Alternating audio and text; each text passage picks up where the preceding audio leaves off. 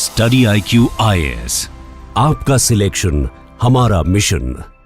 दोस्तों, हर इंसान सोचता है कि वो अपने अगले जनरेशन के लिए एक फाउंडेशन तैयार करके जाए, जिसके ऊपर उसका अगला पीढ़ी उस फैमिली की स्टोरी को आगे लेके जाए। हम और आप भी अपने पूर्वजों के इस फाउंडेशन के बेनिफैक्टर्स हैं। हमको फायदा मिला है उस फाउंडेशन का। क्या आप जानते हैं, हमारे कोरल रीफ्स भी कुछ ऐसे ही हैं, जहां पे कोरल रीफ का प्रीवियस जनरेशन एक फाउंडेशन तैयार करके देता है, जिसके ऊपर उसका अगला जनरेशन काम करता है। कितना सिमिलर है ह्यूमंस और कोरल्स का स्टोरी। पर हाल ही में एक ऐसा न्यूज आया जिसने हम सबको चौंका के रख दिया। रिसर्चर्स का मानना है कि अर्थ के ऊपर कुछ क्रिटिकल एनवायरमेंटल सिस्टम्स हैं, उनमें से एक है कोरल रीफ्स, और वो अब एक पॉइंट ऑफ नो रिटर्न को क्रॉस कर चुके हैं जब हम बात करते हैं ग्लोबल वार्मिंग की, क्लाइमेट चेंज की। तो क्या होते हैं कोरल रीफ्स? क्या है कोरल ब्लीचिंग? क्या इसका कॉन्सिक्वेंसेस होगा? और क्या इस प्रॉब्लम को हम सॉल्व भी कर सकते हैं? इसी को समझने और समझाने के लिए स्टडी IQ की तरफ से मैं प्रस्तुत हूं। मेरा नाम है भुवन झा। सबसे पहले समझते हैं कि कोरल रीफ्स आखिरकार है क्या। यह है एक म्यूचुअलिस्टिक सिम्बायोटिक रिलेशनशिप। म्यूचुअलिस्टिक यानी कि इसके जो दो पार्टीज हैं, दोनों को फायदा है इस रिलेशनशिप में।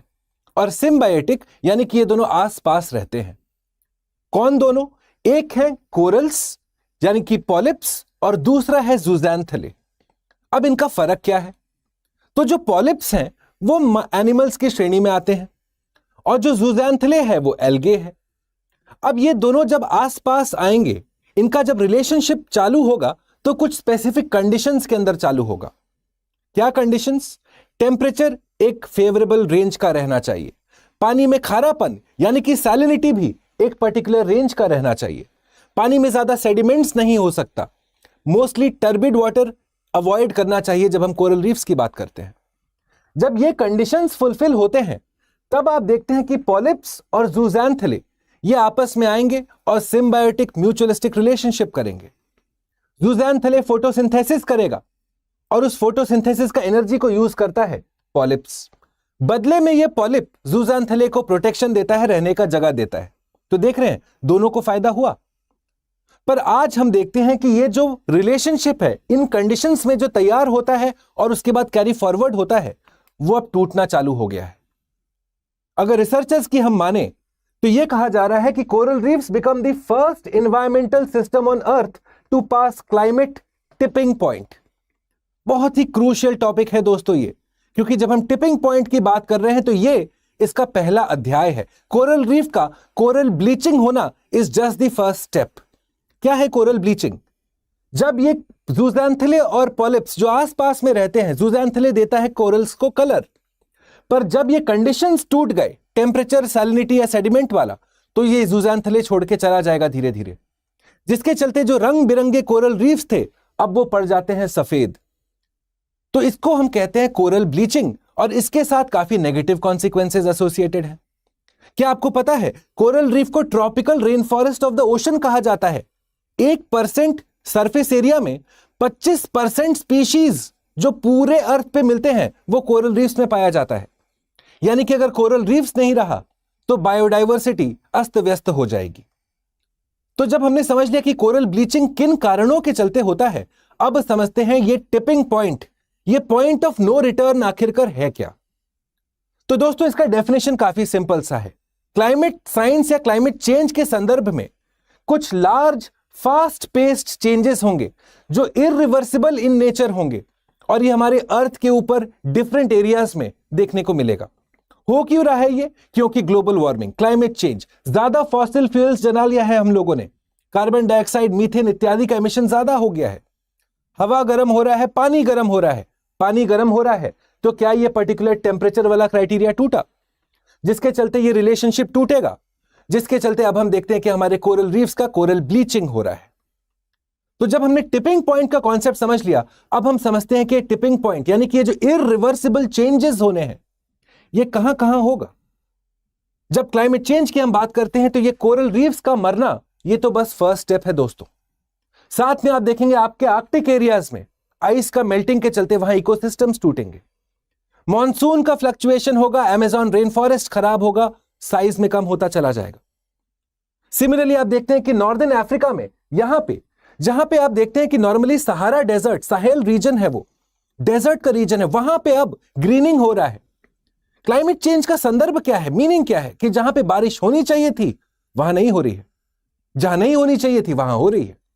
और इसी के चलते जो आपका एक स्टेबिलिटी अटेन किया था उस इकोसिस्टम ने, वो टूट रहा है, जिसका सीधा सीधा प्रभाव पड़ेगा हमारे कम्युनिटीज के ऊपर, बायोडायवर्सिटी के ऊपर।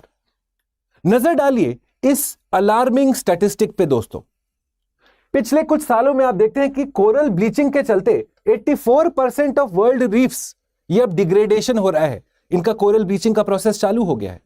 फॉर एग्जाम्पल ये गल्फ ऑफ मेक्सिको के पास में हम देखते हैं, मई 2023 में ये देखिए एक पर्टिकुलर कलर है इस कोरल रीफ का, बट मई 2023 के ही अक्टूबर में अब ये ब्लीच हो गया है। क्यों? क्योंकि गर्म पानी हो रहा है, oceans are getting warmed up, ये जो कलर का लॉस हो रहा है यही तो है कोरल ब्लीचिंग। इंडिया के संदर्भ में भी कोई अच्छा न्यूज नहीं है दोस्तों।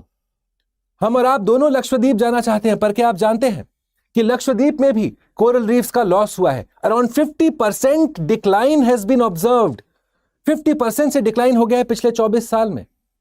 वैसे अगर हम कोरल रीफ और भारत की बात करें तो ना सिर्फ लक्षद्वीप, पाक स्ट्रेट, मालवान कोस्ट के पास में, गल्फ ऑफ कच्छ, अंडमान निकोबार, यहां पे हमारे कोरल रीफ्स हैं और हर जगह कोरल रीफ्स का लॉस रिकॉर्ड किया जा रहा है।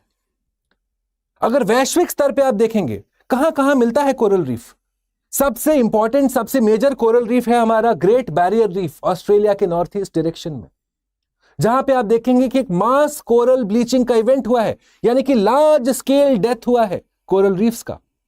सिमिलरली हमारे Gulf of Mexico, Gulf of California, इन सारे एरियाज में भी आप देखते हैं कि कोरल ब्लीचिंग का इवेंट्स नोटिस किया गया है। यानी कि ये सिर्फ ऑस्ट्रेलिया और इंडिया की बात नहीं है, now this is a world issue, a global problem. तो क्यों है रीजंस? सबसे सिंपल, ओशंस का गर्म होना। साल 2024 वैश्विक स्तर पे ह्यूमन हिस्ट्री में one of the most warmest years बताया गया, सबसे ज्यादा गर्मी थी साल 2024 में। इस गर्मी का अर्थ क्या हुआ? पानी भी गर्म हो रहा है। पानी गर्म हो रहा है मतलब ये जो हाईली सेंसिटिव ऑर्गेनिजम्स हैं कोरल रीफ्स, इनके नंबर में अब गिरावट हो रही है, मास ब्लीचिंग इवेंट्स हो रहे हैं। और इसीलिए जब हम कह रहे हैं कि ये फर्स्ट स्टेज है जहां पे ये इररिवर्सिबल चेंजेस हो रहे हैं टिपिंग पॉइंट का, तो इसके बाद बहुत कुछ होना बाकी है। फॉर एग्जाम्पल अटलांटिक ओशन में एक सर्कुलेशन होता है जिसका नाम है Atlantic meridional oceanic circulation, amok. वो पूरा का पूरा हीट रेगुलेट करता है दोस्तों पूरे अर्थ का।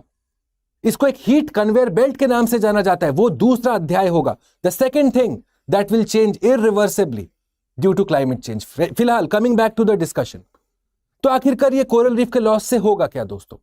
देखिए, सबसे पहले हीट का टेम्परेचर बढ़ा, कोरल ब्लीचिंग हुआ। कोरल ब्लीचिंग हुआ तो रीफ का इरोजन हुआ। ये जो बढ़ता चला गया था वर्टिकल स्ट्रक्चर, ये टूटता चला गया। जब टूटता चला गया तो इसके साथ इसका बायोडायवर्सिटी खराब हो गया, यानी कि जो कार्बन स्टोरिंग एबिलिटी है ओशंस का, आपने उसको खत्म कर दिया। It is no more there, जिसके चलते आपका फर्दर वार्मिंग होगा, जिसके चलते और ग्लोबल वार्मिंग का चेंजेस दिखेगा। ये एक लूप जो तैयार हो रहा है दोस्तों, यही तो है tipping point, series of irreversible large scale accelerating changes. तो क्यों है important coral reef? Just to summarise, वैसे तो मैंने आपको बताया, they are centres of biodiversity. 1% area में 25% of the entire species on earth ये कोरल रीफ में मिलता है, और इसका अस्तित्व हम और आपने मिलकर कटघरे में खड़ा कर दिया है। सिमिलरली आप देखेंगे कि they help in food and fishing, livelihoods प्रदान होते हैं क्योंकि यहां पे फिशिंग एरियाज माना जाता है इनको। सिमिलरली आप देखेंगे कि यहां पे कोस्टल प्रोटेक्शन देते हैं, ये बफर जैसा ये काम करते हैं। जब आप टाइडल्स की बात करें, tidal cyclones, tidal surge, tsunami, इन सब के अगेंस्ट एक बफर जैसा काम करते हैं आपके कोस्टल कम्युनिटीज के लिए। यानी कि डिजास्टर मैनेजमेंट के परिप्रेक्ष्य में ये हमारे रिस्क मिटिगेशन एफर्ट्स हैं। इससे हमारा जो डिजास्टर है, चाहे साइक्लोन है चाहे सुनामी है, उसके चलते जो लॉसेस होता, जो घाटा होता, जान माल का नुकसान होता कोस्टल कम्युनिटीज के ऊपर, वो कम होता। तो सिर्फ बायोडायवर्सिटी के परिप्रेक्ष्य में समझना इसका शायद लिमिटेड अंडरस्टैंडिंग है दोस्तों। Coral reefs provide ecosystem services, recreational services, tourism. प्रधानमंत्री खुद कहते हैं लक्षद्वीप जाइए, फिजी और मालदीव्स मत जाइए। पर अब आप देखते हैं कि लक्षद्वीप के, जैसा मैंने आपको बताया, वहां के कोरल रीफ्स खुद खतरे में पड़े हैं।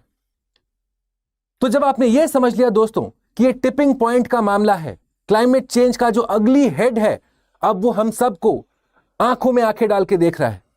और इसका दूसरा अध्याय, इसका दूसरा चैप्टर होगा जब अटलांटिक ओशन का मेरिडियनल ओशन सर्कुलेशन, जो कहा जा रहा है कि अगले 50 साल में कोलैप्स कर जाएगा, जिसके चलते पूरा हीट डिस्ट्रीब्यूशन ऑन अर्थ ये अब टूट जाएगा। इस पे अगर आप समझना चाहते हैं, आप चाहते हैं कि मैं स्टडी आईक्यू की तरफ से इस पे भी एक प्रेजेंटेशन बनाऊं, मुझे नीचे कमेंट बॉक्स में बताइएगा। और मुझे यह भी बताइएगा कि क्या लगता है, क्या हमारे जीवन काल में हम एक कंप्लीटली डिफरेंट अर्थ देखेंगे? क्या यह स्टेप 1 है, चैप्टर 1 है of a tragic novel? Let me know that in the comment box below. इस डिस्कशन का पूरा पीडीएफ आपके लिए अपलोडेड रहेगा मेरे टेलीग्राम चैनल पे, जिसका नाम है भुवन study IQ.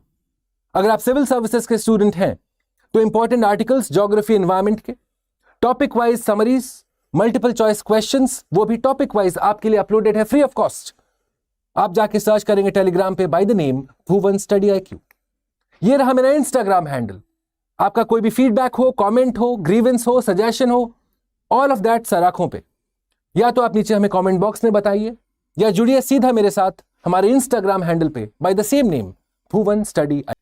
On that note friends, I hope ये डिस्कशन आपके लिए इंफॉर्मेटिव था। कुछ नया सीखे समझे आप इस विश्व के बारे में, इस क्लाइमेट के बारे में, इस एटमॉस्फेयर के बारे में, जो जिसका अस्तित्व अब कटघरे में खड़ा है दोस्तों। Thanks for watching. Please do consider leaving a like and a comment. और जो सारे स्टूडेंट्स हमारे जीएस बैचेस या ज्योग्राफी ऑप्शनल के बैचेस के साथ जुड़ रहे हैं, I will request you please consider using the coupon code BALIVE। Believe in BA live दोस्तों, excellence comes with experience. Thanks for watching. नमस्कार, जय हिंद। स्टडी IQ IAS, आपका सिलेक्शन हमारा मिशन।